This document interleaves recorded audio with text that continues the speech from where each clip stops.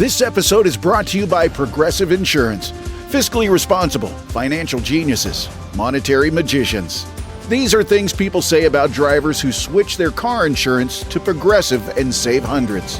Because Progressive offers discounts for paying in full, owning a home, and more. Plus, you can count on their great customer service to help you when you need it, so your dollar goes a long way. Visit Progressive.com to see if you could save on car insurance. Progressive Casualty Insurance Company and Affiliates. Potential savings will vary. Not available in all states or situations. Federal agencies like CBP and ICE have become lightning rods for political controversy and conversation, primarily at the hands of news media. Our guest, former director and founder of Homeland Security, is here to set the record straight. Plus, you might be surprised about all of his talents. He's involved in acting, music, collectibles, art, and so much more. And he's coming up on the Law Enforcement Today show. Welcome to the Law Enforcement Today radio show. I'm your host. My name's John J. Wiley. In addition to being a radio broadcaster, I'm a retired police sergeant. For the latest news articles and much more, check out our website, letradioshow.com. In the Law Enforcement Today show, we'll be joined by special guests. We'll be talking about their experiences and issues affecting law enforcement officers, first responders, their families, their community, and victims of horrendous crimes. Be sure to like us on Facebook. Our page is Law Enforcement Today Radio Show. Check out the daily articles on our website, letradioshow.com. And while you're there, download our free app. We are thrilled to partner with Shatterproof at FHE, the world-renowned treatment program for first responders, because at times, helpers need help. Exclusive treatment services for first responders who may suffer from exposure to trauma, PTSD, anxiety, depression, and substance abuse. For free 24/7 information, call 833-776-1420. 833-776-1420. That's 833-776-1420. Or online at fhehealth.com. That's fhehealth.com. Under programs, you'll find details about Shatterproof. Calling us from my home state, Florida. On the phone, we have Louis Gregory. Louis, thanks so much for joining us on the Law Enforcement Today show. Thanks for having me, Jay. I'm excited to chop it up with you. It's good to have you here. And Louis, by the way, I'm going to let you know, folks, he's a character. And he and I were talking earlier. One of the things that so many people are surprised about is they have this fixed idea in their mind of what law enforcement people are like. There's stereotypes that are projected by the media and the news and everything else. Louis defies so many of them, like so many of the guests on Law Enforcement Today's show do. And we'll talk about that in a moment. Before we get into details, I want to let you know he's into entertainment. He's into making and selling and creating challenge coins. And you're retired from the Department of Homeland Security, correct? Yes, sir. I just recently retired. I'm going on 3 months of retirement. Have you made the transition to active retirement very well? You know what? You hit the nail on the head when you said active. I never realized that retirement was so much work. Yeah, it is. I remember I retired very young. And I was like, what do I do with myself? And at first, I was like a fish out of water. And then, all of a sudden, I became busier than I ever was because I had all this other time. You know, that's the thing, because when you're in law enforcement, you always have what we call our side gig. And we're always hustling when we're off the job, trying to make extra money. And then when you retire, you have all the time in the world, and your side gig becomes your main gig. And the next thing you know, all you're doing is working. It's nonstop. And you are like all over the place, aren't you? Yeah, you know what? I really think it's a labor of love, and my hobby is business. So everything that I'm doing, whether it's the TV, music, professional sports, or the challenge coins, I really enjoy it. So I don't really think of it as working. They always say, what's the old saying, and I'm paraphrasing, if your work is your passion, or it's a passion that you love, that you do, you're not working. It's something you love to do. We're going to talk about all that in a moment, and you're not going to want to miss this, folks. There's so many great things that he does. Before we get into the conversation about your law enforcement career, the challenge coins. I saw you did one for Law Enforcement Today recently that just is gorgeous. Tell us about that business. That's a huge business, isn't it? Yes, it is, and I'm glad you brought it up. We are the only company that offers retail challenge coins. Most challenge coin companies, you have to give them a design, and then you have to make 100 of them, spend over $1,000.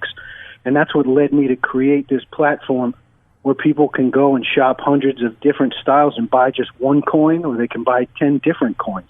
So it's a collectible market that we're developing, and we've had the support of some celebrities and some athletes that love law enforcement, and we're trying to put it all together. So it really is something a lot of collectors are into. I've got a few, and I'm starting to get really into them, but I know people that are like rabid about challenge coins. You know what? They're challenge coin fanatics, and they want to collect all of them because it's a symbol of pride and morale, and it's a testament to what one asterisk means. Asterisk is a star that's on the number 8 key on the keyboard, but it's kind of a play on words, and it means one ask to risk. And that's what we have, and that's why we all have to be safe out there. And these are symbols of that. It's a great one. And by the way, you can see this and a lot of other challenge coins you have available online for sale. What is your website? The website is leochallengecoins.com, and LEO stands for Law Enforcement Officer. You know, it's funny. I've been retired from the Baltimore Police Department since, well, a long time ago. I never heard the term Leo until maybe 5 years ago. It's always cop or police or whatever. They do. Louis Leo Gregory, right?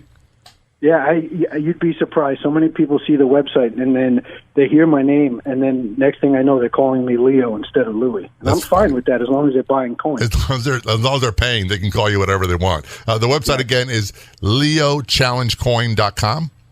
Challenge coins with an S. challengecoins.com. We'll talk about that more later on. You mentioned you just recently retired from Department of Homeland Security. So how many years did you do with the federal government and law enforcement? 2 decades. I started with the Department of Treasury, with what would become the Department of Homeland Security. I was a founding member of DHS. Now, it's funny, I remember when all this occurred vaguely, but it seems like DHS has been around forever. But the truth is, you guys are a post 9/11 entity, correct? Yeah, the idea for DHS was in 2001, but it took until 2003 for it to become a reality. And it's a combination of several branches of the federal government that form DHS, the Department of Homeland Security? Oh, yeah. There's a lot of agencies within DHS. I worked for U.S. Customs and Border Protection, which is the largest law enforcement agency in America with 60,000 employees. And they're huge. Everybody says CBP, and everybody thinks that's Customs and Border Patrol, but that's not correct, is it? You know what? That's something that's really important to the people who work there because it's often misquoted. CBP stands for U.S. Customs and Border Protection. The media calls it Customs and Border Patrol, but there's 3 elements to CBP, and one of them is Border Patrol, one of them is Field Operations, and the third is Air and Marine, and those 3 components make up CBP.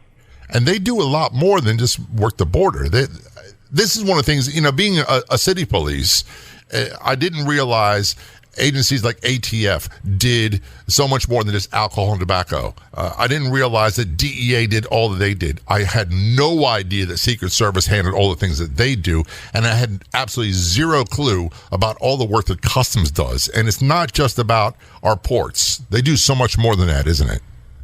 Sure, and not only are they the biggest agency in America, they're the oldest. They were passed by the first act of Congress in the late 1700s, 1789. And they had revenue cutters, and the purpose back then was to collect taxes. And over time, the IRS didn't exist back then, and some of those responsibilities went over to the IRS, but still to this day, Customs is number 2 in collecting revenue for the United States. And you'll hear on the news so much about the border right now and the wall, but it's important to remember that it's not just people that come in and out of the country, it's goods. And every good that's being brought in or brought out comes through Customs and Border Protection, not just to collect tax, but to make sure that it's genuine and to make sure that things that are entering commerce are safe for the public and safe for even toys, safe for children to play with. So they have a lot of responsibilities, and they enforce more state, local, and federal laws than any other agency.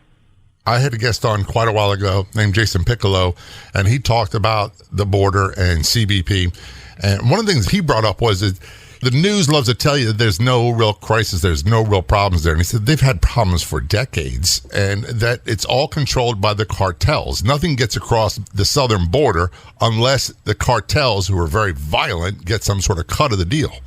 Well, the southern border is a huge, huge landmass, and it's extremely difficult to protect an area with insufficient resources, whether it's people, aircrafts, or technology. And that multi-layer approach is what's necessary to prevent things from coming in that you don't want in. And I think, we hear so much right now about the wall and why the wall is important.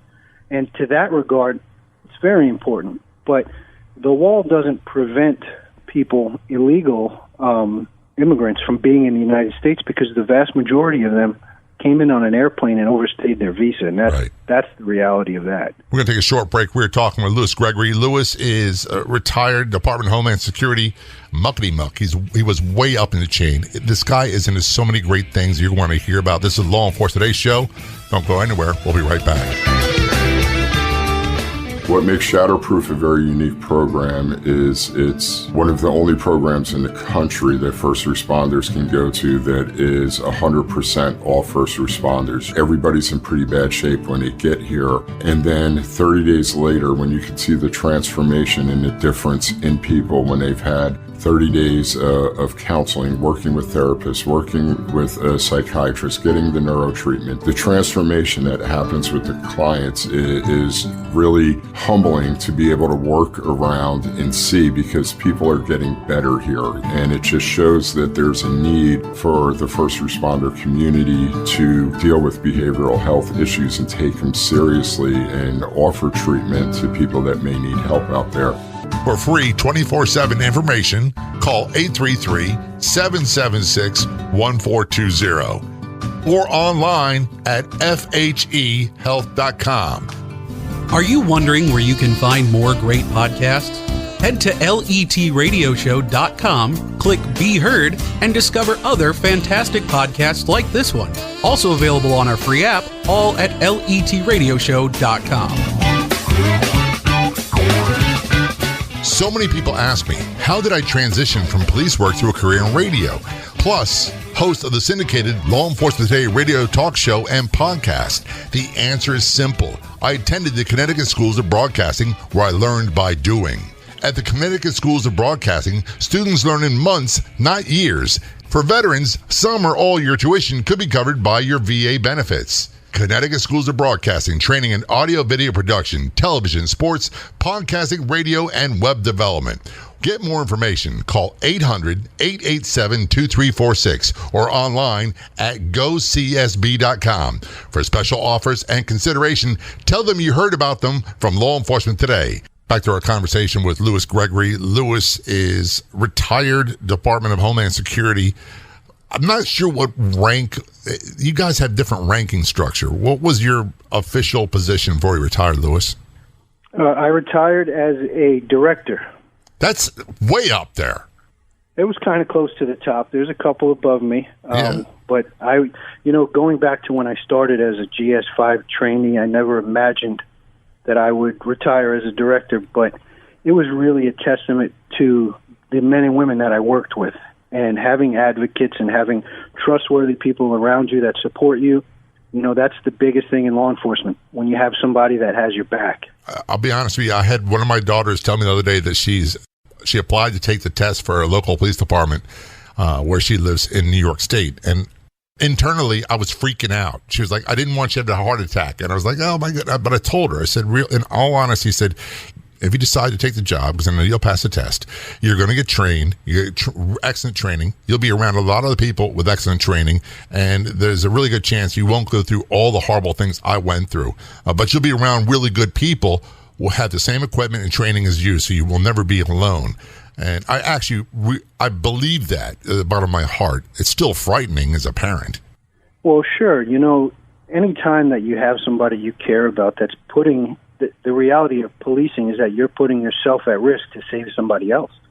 So the thought of us having our child or somebody that we love and care about putting themselves at risk is always a scary thought. But the fact that we have people who have our back, we have equipment, we know how to use it, and we train. Training is key, and we never give up. because I'm sure you remember hearing this when you're training. Yeah. They say if you're not trying, you're dying. Exactly. I was drilled into this from day one, Lewis, and I know you're going to agree with me. They said it didn't matter what the situation was. If you were in a fight with Muhammad Ali and he was cleaning your clock, you could never give up. You had to stay in the fight because backup was right around the corner. Fortunately, Muhammad Ali was a really nice guy, but you get the point of what I'm saying. Sure. When the proverbial what hits the fan, you're waiting for the blue wave. The group of guys and girls in blue uniform, sometimes in green uniform, that come to have your back. And you got to hang in the fight because when that wave comes, everything's going to be okay. There's a misconception a lot of people have, and I'll be honest with you, I'm as guilty as many. For many years, I used to think that unless you worked in a really busy city and police environment, you really weren't at risk. And I know that's not true. I've learned as I've gotten older. But a lot of times I didn't have that same feeling or sentiment of potential danger for our federal agents, whatever branch they're in. And that's really not even remotely close to being true, is it? Well, what I've realized is that times change, training changes, and threats change. And recently, I think two things that are fundamental to police training, unfortunately, one is active shooter training and being prepared for an active shooter scenario. And two is mental health, and not just our own mental health, which is hugely important, but the mental health of the public. And sometimes you're interacting with somebody who has a mental health issue, and you have to know how to deal with that because sometimes those are the scenarios that get out of hand fast. You do, and you get them quite often. And without getting political, prior to the 1980s, people who had mental illnesses that exhibited any type of symptoms were usually, for lack of better words, hospitalized, whether they wanted to or not, and were cared for. Then things changed, and they were all on the street. And our police, who really aren't, they're not psychologists, they're not psychiatrists, they're not emergency room nurses, but they're expected to learn and be able to diagnose and somehow disarm and de-escalate someone verbally all the time, no matter what their mental state. Sure, and to take it a step further, they also have to a certain degree, become a medical professional and know if they can use Narcan to save somebody's life if they're overdosed. Yeah, that's something we didn't have back in the day when I was policing. That was, I guess part of me goes, I'd love that we have that availability now to save lives. But then again, then you have the liability and a possible civil liability against the officer who does or does not administer Narcan. And that's something else that comes with that territory that a lot of people don't understand. Well, the flip side of the coin is that the great thing about Narcan is sometimes we're exposed to narcotics in carrying out our duties, and we have to use it on ourselves. Oh, yeah. Yeah, that's something I never really thought of. When we talk about Homeland Security and talk about CBP, obviously you're one of the directors, but you had a lot of experience. You said you came from the ground up. You were like GS5 and then retired. Was that at 16, 17? GS15 is the GS15. highest rank on the general scale. So that's where I show my ignorance. But you obviously had to work your way up. Have times changed that dramatically for the boots on the ground, whether it be at our southern border or at our ports? Are they encountering more danger, doing with less than you did back in the day? Well, I'll tell you that when I started, our mission was to look for contraband, whether it was cash being smuggled in or out, drugs, anything that was illegal. After 9/11, that was still our mission, but the priority became preventing terrorism. And then when the agencies merged, we also took the immigration component and it all went together, and agriculture, protecting the agricultural industry in the United States. So those are three really big missions, right, that you have one person responsible for. So I think what happened was you lost a specialization.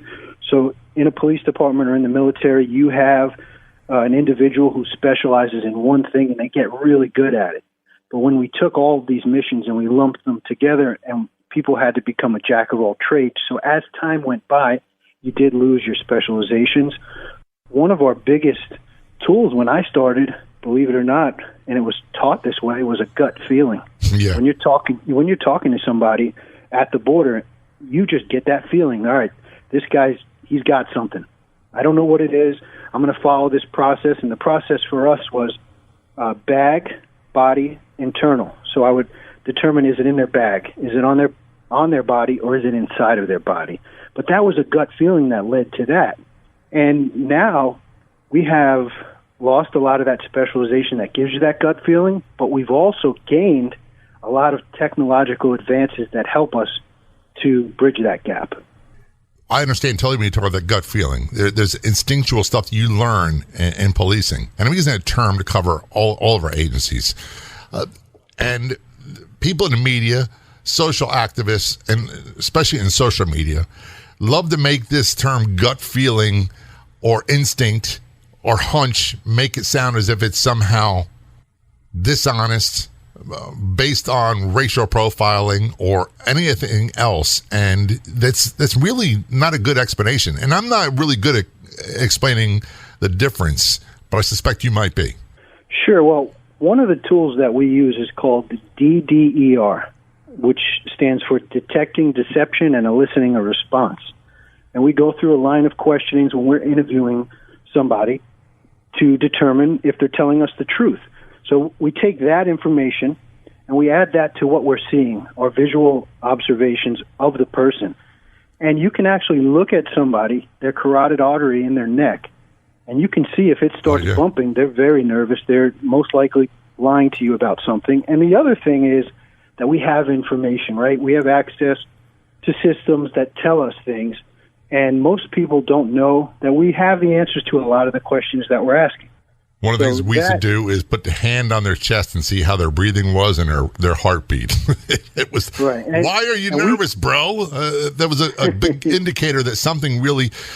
But I'd get nervous when I get stopped by the police for a traffic violation. So part of that's to be expected, but you learn over time the differences between, when you talk about detecting responses in people, between normal anxiety and nervousness and attempting to hide criminal behavior. This is Law Enforcement Today show. We're talking with our guest, Louis Gregory.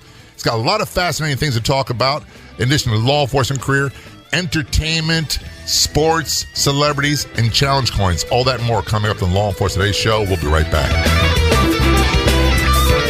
The Officer Down Memorial Podcast tells the real stories of the men and women we've lost in the line of duty. It is one of the darkest days in Itasca County's history. From the officers who were there. He's probably maybe one of the best investigators and a natural born one. And family and friends who were left behind. You try and get distance from people's tragedies, but the death of Beefy, it just shot home to all of us how permanent murder is. You can subscribe to the Officer Down Memorial Podcast anywhere you listen to podcasts.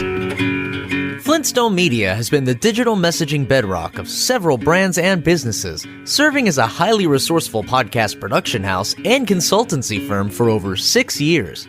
Work with a leader in the industry and add a new podcast to your brand's content offerings.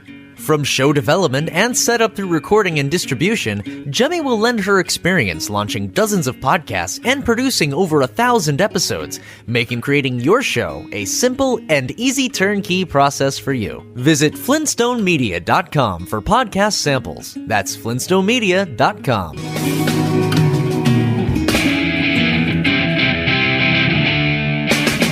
This portion of the Law Enforcement Today radio show is brought to you in part by Pet Rescue Life Facebook page. Everyone's welcome at the Pet Rescue Life Facebook page, where you'll find fun, informative, and enjoyable posts daily. Purebred, mixed breeds, rescues, we love them all. Be sure to like the Pet Rescue Life Facebook page. When you have a chance, be sure to go to our website, lawenforcementtoday.com, and download our free mobile app. We have a version for your Android and iPhone devices. It's 100% free. Get it at lawenforcementtoday.com. Returning to our conversation with Louis Gregory. Louis recently retired for a lengthy career with the United States federal government in Department of Homeland Security. He is one of the directors and one of the founding members of that agency, correct? Yes, sir. Oh, I'm thrilled to have you on. And we've been talking about doing this for a long time and just have never been able to put together. So thanks for taking time out of your day. I find our conversation and a lot of what's happening in the general conversation that when we talk about the southern border, everybody focuses on immigration, or as they call it, migration. They shy away from terms like illegal or undocumented or any of those things, and it becomes very politically charged. And I think, not from what I've heard from people I've talked to, that so much of what groups like CBP does is not conveyed in that story. And we lose touch with how dangerous and difficult their job is.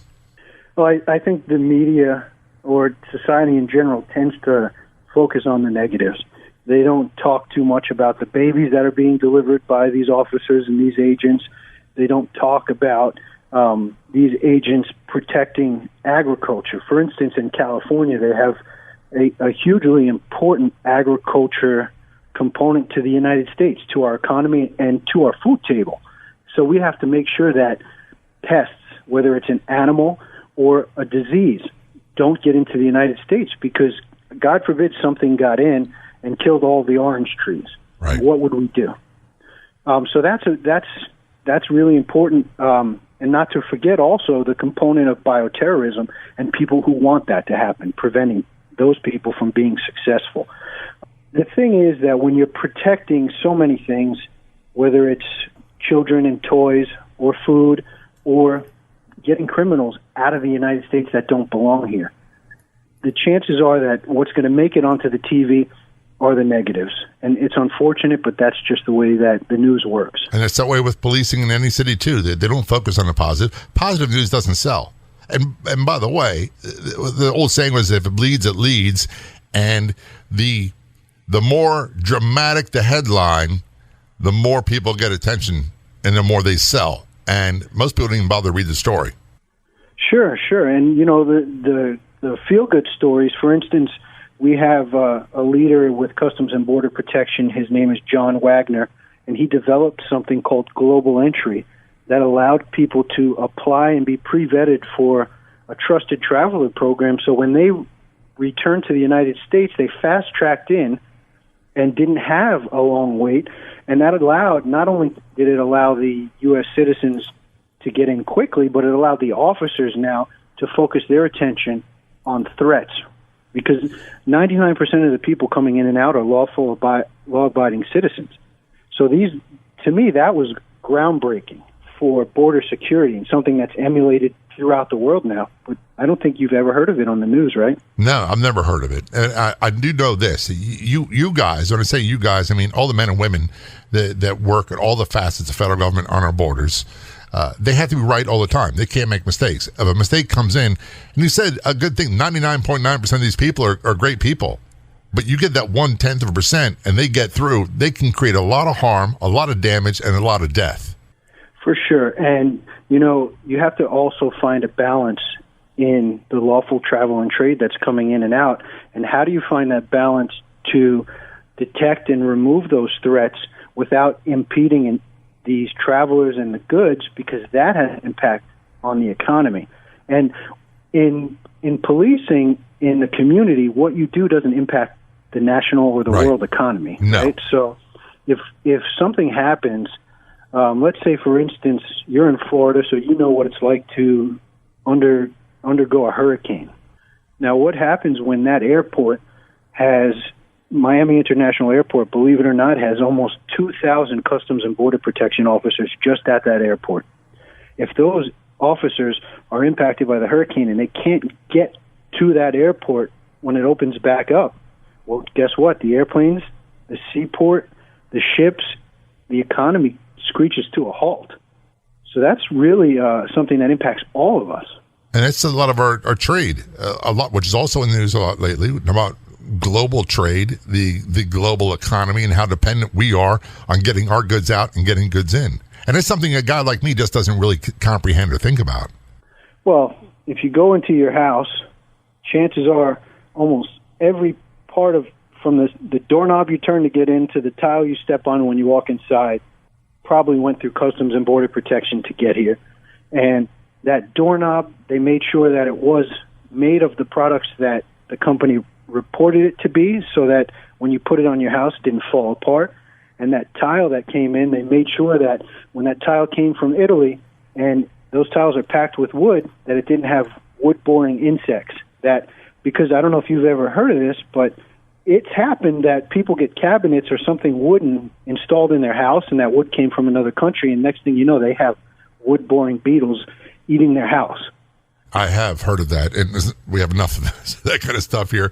And by the way, for those who aren't in Florida listening, and I know Louis is going to know exactly what I'm talking about, we have a species of toad that is invasive that lives down here that secretes a poison off its back called a bofu that was brought in to help combat insects with sugarcane.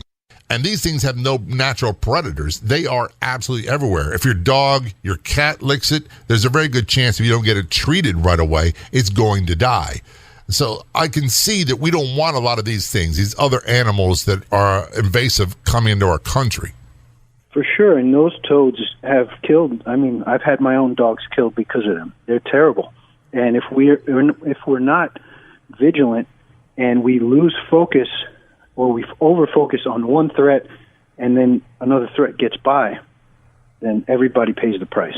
How bad is the recruiting situation for our federal agencies, say CBP or Customs? Well, that's a great question. The recruiting process for Customs and Border Protection is difficult. Two things that make it very difficult is the remoteness of a lot of the areas that are staffing deficient on the southwest border. It's very hard to get people to want to move to the middle of nowhere. And in a lot of scenarios, they're so remote that there's no houses, and these individuals are starting work and having to live in a trailer on the border. So that in itself, and I'm sure most of the listeners have no idea that's even happening, but that's a reality. And number two, it's a long process. Once you get into the process, you have to take a test, and then you have to take a polygraph, and the polygraph is very difficult. And the way that things are happening right now in the United States, and in a lot of states, marijuana smoking is legal. Whether it's medical or social, different states have different laws, but the federal government still has marijuana as illegal. So if you smoke marijuana, you can't work for the U.S. government. And you're going to wind up getting popped on the polygraph. So this is a problem I hear all the time that is not unique just to you guys for certain, but they do a great job, and they're really not appreciated for what they do. And you can say that about anybody in public service as a first responder. Our firefighters are unappreciated. Our corrections officers certainly aren't appreciated at the level they should be. Dispatchers, police, whether it be federal, local, aren't. And everybody's having recruiting problems. And one of the things I always say about it's great about living in the United States is if you have an emergency of any type, a medical emergency or someone's breaking into your house, committing a crime, no matter where you are, except maybe parts of Alaska or very rural parts of New Mexico, you can pick up 911, call the phone, and a first responder will be there within moments.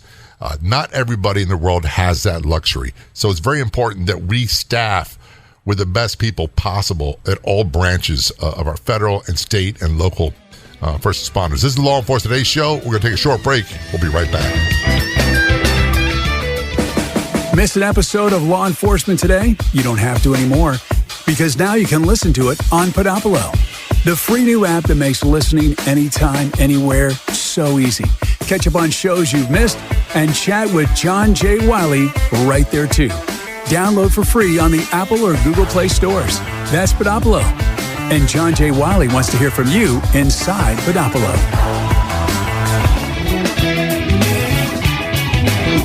This is the Law Enforcement Today show. I'm John J. Wiley, joined by special guest Louis Gregory. Louis is recently retired director, one of the directors of Federal Homeland Security. Thanks so much for joining us on the Law Enforcement Today show, Louis.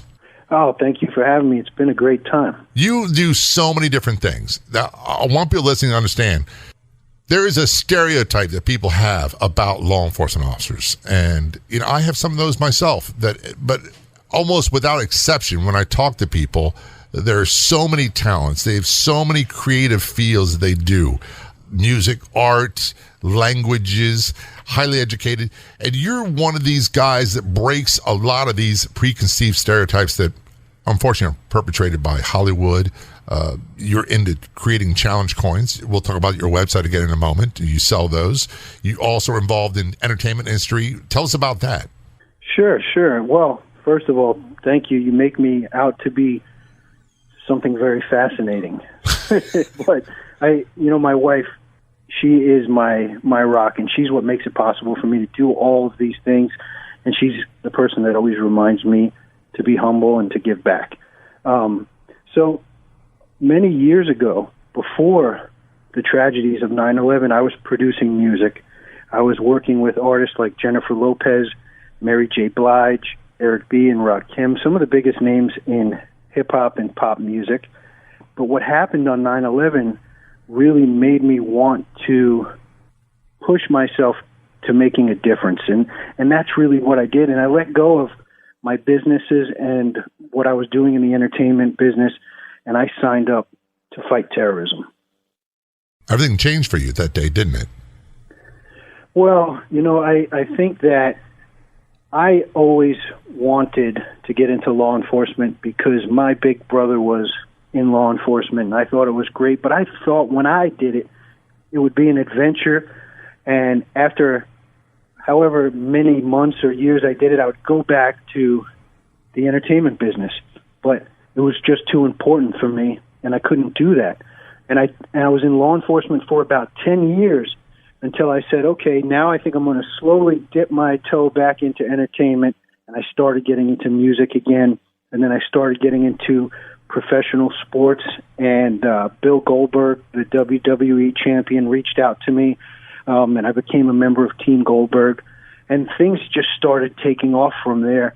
And the next 10 years, it got to the point where I said, you know what, I think I've paid my dues. I've done my share for the community, and now it's time for me to chase my dreams before it's too late.